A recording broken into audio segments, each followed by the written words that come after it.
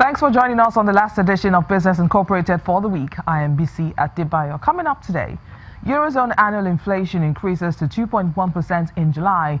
Nigeria's NNPC plans to list 40% of oil firm on the stock exchange, plus South African President Cyril Ramaphosa to set up inquiry into alleged governance failures at the state-owned pension fund. Well, let's kick off with this fresh data from the European Statistics Office showing that annual inflation in the 19 countries sharing the euro increased to 2.1% in July, and that's above the European Central Bank's target rate of below 2%. According to Eurostat, the Eurozone headline consumer inflation climbed to 2.1% year-on-year in July from 2.0% in June on higher energy costs. On a country-by-country basis, annual inflation was highest in Estonia, Latvia and Belgium, while Greece and Ireland saw the smallest price increases. The confirmation of increase in inflation is good news for the ECB, which aims to end a bond purchasing program by the end of the year and has signaled a possible interest rate hike next year. Well, my colleague at the Frankfurt Stock Exchange will be telling us more about that in a moment. But in the meantime, let's check out how the stock markets are performing at intraday, starting from Africa, where the South African index is the only one shining with a 0.36% uptick. Well, here in Nigeria, the all-share index is still trending lower today as investors continue to take caution over political risk of the EGX 30 ended Thursday's session 0.40% negative. The Kenyan index was also down 0.44% on Thursday.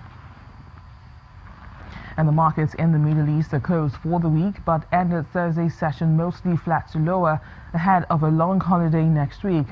Qatar's main index witnessed the sharpest decline among its regional pairs.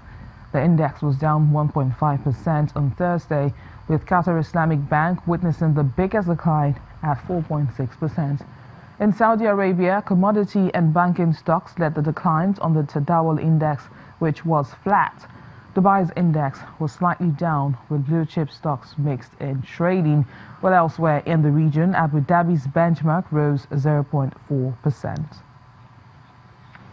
And in Europe, stocks were slightly lower earlier today as Turkey's ongoing currency crisis appeared to keep investors wary of taking on riskier assets.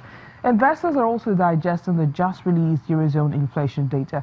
Well, let's cross over now to the Frankfurt Stock Exchange, where Orange Bats is waiting to give us more updates from the market. Orange, so the Eurozone inflation jumps to 2.1% in July. Of course, that's hitting above the ECB's target rate of below 2%. What were the key drivers? The key driver was the energy levels. They were on an annualized basis, the price for energy, oil, gas, and the like, 9.5% higher. And that means a major influence for people who are buying gas or who have to fill up their tank with heating oil in order to heat the house when the time comes around in the winter. And it's just a huge position in the budget of people. But what also increased quite rapidly was food, alcohol, and tobacco. That went up by 2.5%, so that's higher than the figure of 2.1%. And what partly counteracted that were industrial goods. They went up only slightly, and services.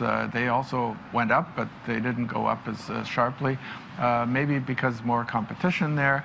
But these are strong inflation numbers, inflation in the Eurozone getting right back on track.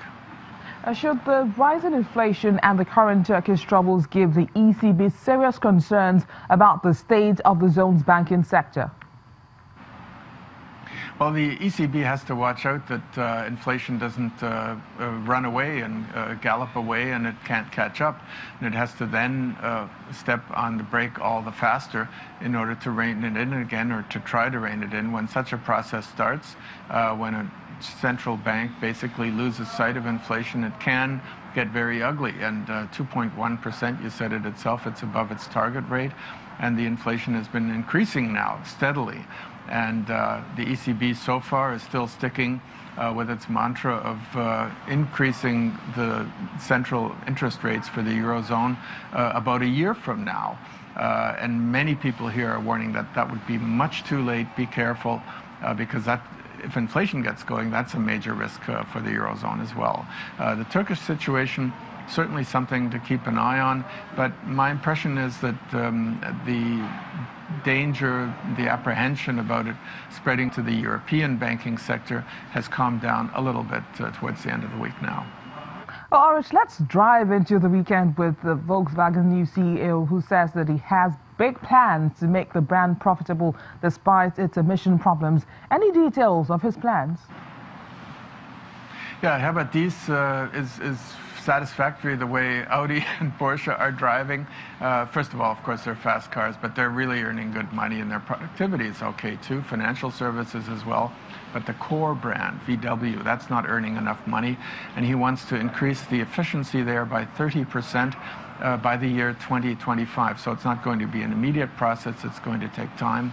There are lots of things that have to be changed, and one of the things he wants to change is to produce the Golf, the company's most successful model, a huge seller, million seller, all in Wolfsburg. That's the center, that's where the headquarters are, but that's also where the biggest factory is located. And in fact, the Wolfsburg factory is huge. It's one of the biggest industrial sites there is at all in the world. And Habat wants to churn out 1 million vehicles there per year in the future.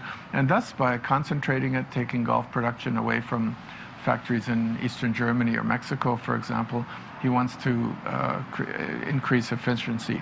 Not the only element of this, but a pretty major one.